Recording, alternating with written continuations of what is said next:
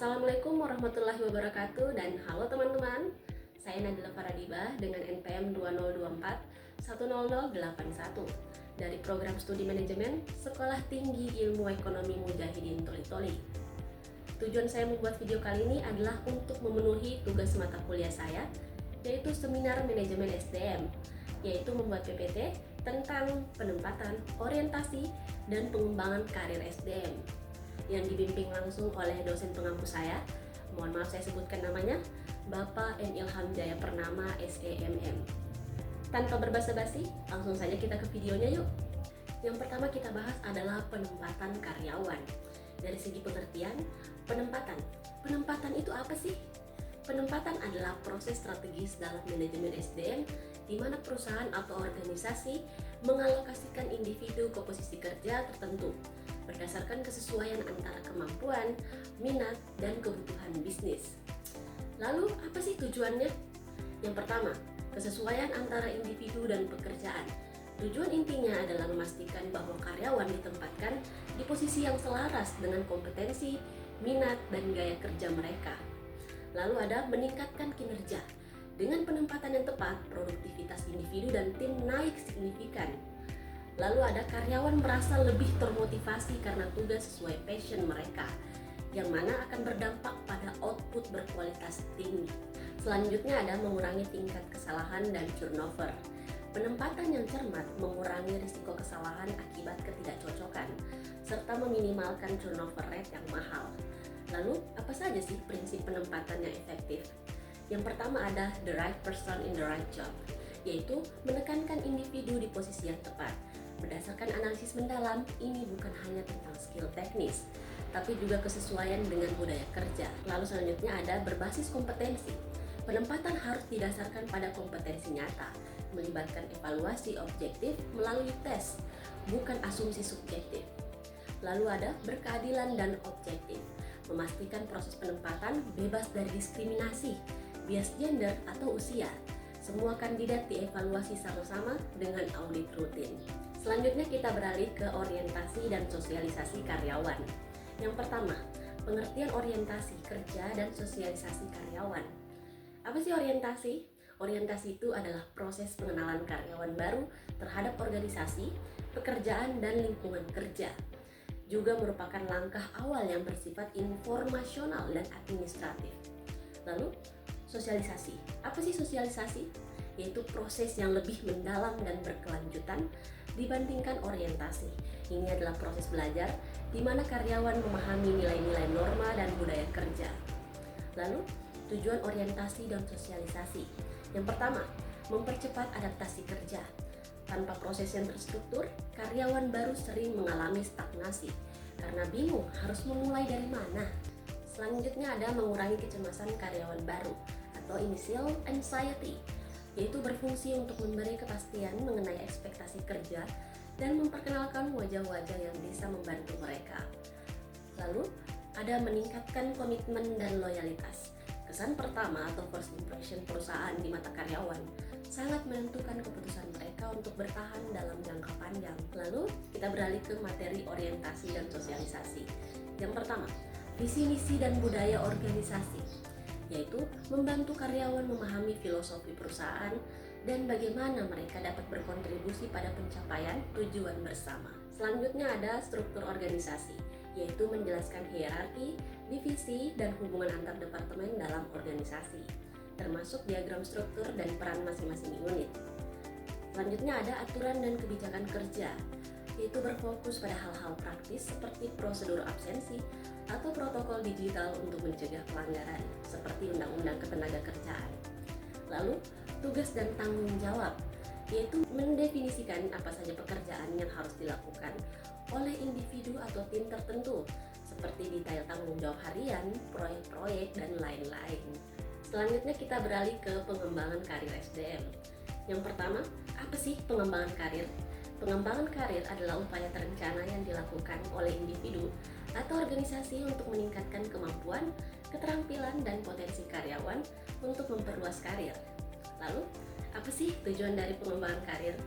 Yaitu meningkatkan kompetensi SDM, yang dimana berfokus pada peningkatan keterampilan, pengetahuan, dan kapabilitas karyawan melalui pelatihan, pendidikan, dan pengalaman kerja. Lalu, menyiapkan pemimpin masa depan, yaitu berfokus membangun pipeline talenta untuk posisi kepemimpinan melalui mentoring, rotasi jabatan, dan pengembangan soft skills. Lalu, menekan turnover, menawarkan jalur karir jelas dan peluang pertumbuhan karyawan merasa lebih termotivasi dan loyal sehingga mengurangi tingkat resign. Yang ketiga, ada bentuk pengembangan karir. Yang pertama, ada pelatihan dan pendidikan, melibatkan program formal seperti kursus, seminar, atau pendidikan lanjutan untuk memperoleh keterampilan baru. Lalu ada promosi dan mutasi. Promosi adalah kenaikan jabatan, sedangkan mutasi adalah pemindahan ke posisi baru. Keduanya membantu karyawan mengeksplorasi potensi lebih luas. Lalu ada job rotation, yaitu melibatkan perpindahan sementara antar departemen atau peran untuk memperkenalkan perspektif baru sehingga dapat mengurangi stagnasi. Lalu ada coaching dan mentoring. Coaching adalah panduan singkat untuk target spesifik, sedangkan mentoring adalah hubungan jangka panjang dengan figur senior untuk berkembang. Sekarang kita beralih ke tantangan pengelolaan karir SDM. Dari segi tantangan internal, yang pertama, keterbatasan jalur karir. Ini sering terjadi pada organisasi dengan struktur yang datar atau flat structure, atau perusahaan keluarga yang posisi kuncinya terbatas. Lalu ada ketidaksesuaian harapan karyawan. Tantangan ini muncul ketika ada jurang pemisah antara apa yang dijanjikan perusahaan atau yang dibayangkan karyawan dengan realitas lapangan. Dari segi tantangan eksternal, yang pertama, perubahan kebutuhan kompetensi. Teknologi dan inovasi cepat mengubah permintaan keterampilan di pasar kerja, seperti migrasi ke AI dan lain-lain. Karyawan yang tidak update bisa tertinggal. Lalu ada dinamika pasar kerja. Pasar kerja saat ini bukan lagi milik pemberi kerja saja atau employers market, melainkan sudah bergeser menjadi candidates market untuk talenta-talenta unggul. Sekarang kita beralih ke studi kasus seminar. Kasusnya adalah karyawan berprestasi memilih resign karena tidak melihat prospek karir. Yang perlu kita diskusikan adalah, yang pertama, di mana kelemahan sistem karir. Yang kedua, bagaimana peran manajemen SDM. Yang ketiga, rekomendasi perbaikan kebijakan karir. Sekarang kita beralih ke hasil studi kasus seminar. Kasus pengunduran diri karyawan berprestasi atau top performer akibat minimnya prospek karir adalah fenomena kebocoran talenta yang sering terjadi di organisasi yang masih menggunakan struktur hierarki kaku. Menjawab pertanyaan tadi, di mana sih kelemahan sistem karir? Kepergian karyawan terbaik biasanya merupakan indikator bahwa sistem internal bersifat reaktif, bukan proaktif.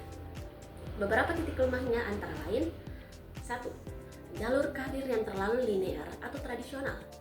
Sistem hanya menyediakan jalur naik jabatan secara vertikal.